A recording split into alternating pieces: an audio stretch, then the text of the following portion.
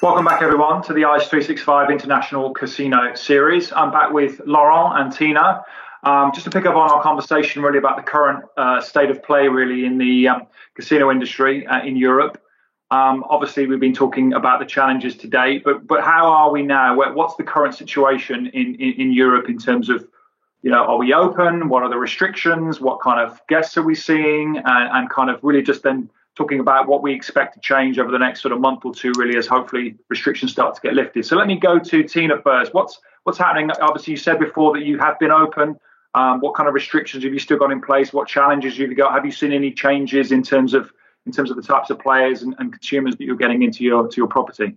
Yeah, well, when we first opened a month and a half ago, we opened so that we had to close at 7 p.m., which is really not the typical time when you close a casino.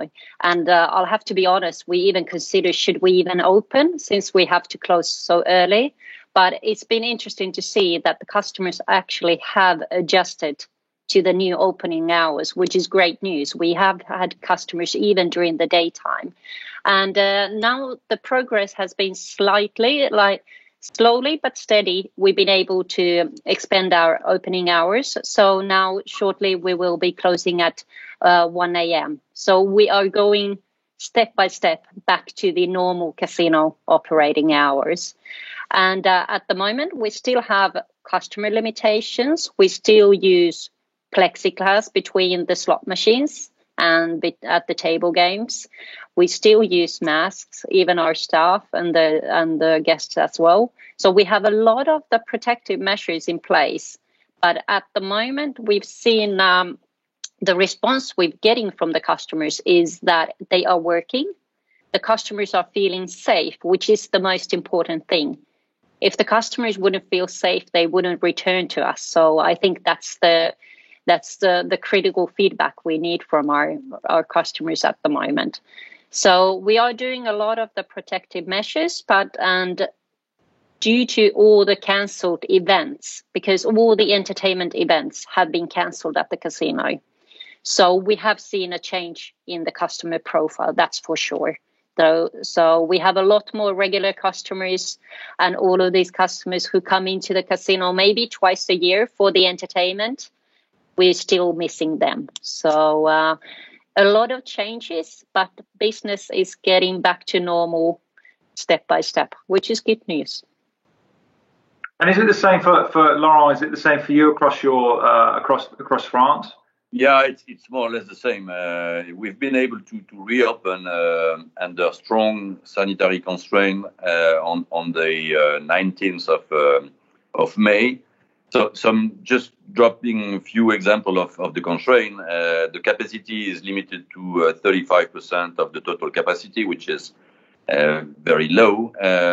Of course, we have to respect social distancing between slots, table game position, electronic position as well.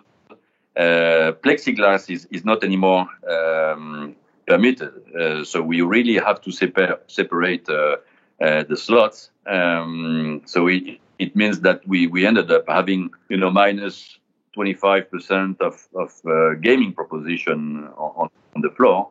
Of course, we were still under curfew, so we had to close the operation at 7 p.m., which is quite unusual for operations with no F&B activity at all. So for the leisure type of customer, it was really a big lack of attractivity for the casino destination. Masks, of course, are mandatory for everybody, including when they are playing.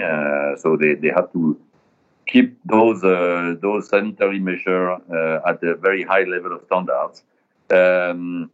Well, to be 100% ready to reopen, we basically follow what we've experienced last year. So we've learned a lot from last year reopening. So we had.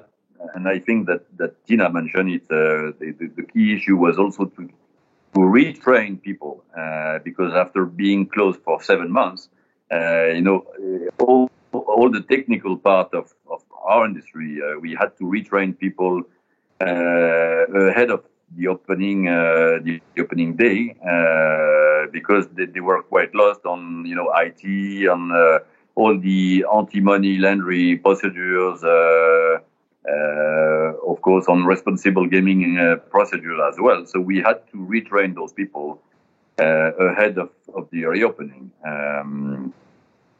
And regarding the customers, thanks to the digital and all the classic CRM tools, we've been able to first welcome and first invite the more loyal customers.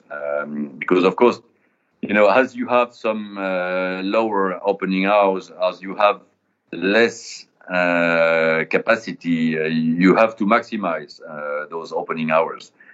So for us, it was very important to make sure that, at the very first step, the more loyal customers will come the first. To try to compensate, GGR per entries versus number of entries, basically. So, and as Tina mentioned, we are still missing the leisure experience and the less loyal customer, but of course we need them as well. But I'm sure that traffic will pick up in the next coming months. We've extended opening hours as well, and of course more vaccinated people. So are you both in a position now where you can welcome the leisure customers as you describe them, or is that something that's going to take a little bit more time? It's easing a little bit. We are now able to open till 11 p.m. in the evening. We are now able to reopen our F&B activities. So it means that we can again attract people living far away from the casino. Those people, they come, they have lunch, they meet each other, and then they do a little bit of gaming. So we are now progressively seeing them back, but we are still missing traffic. We are still missing something like 20% traffic, and I think it will come because people need to meet again, to see them back.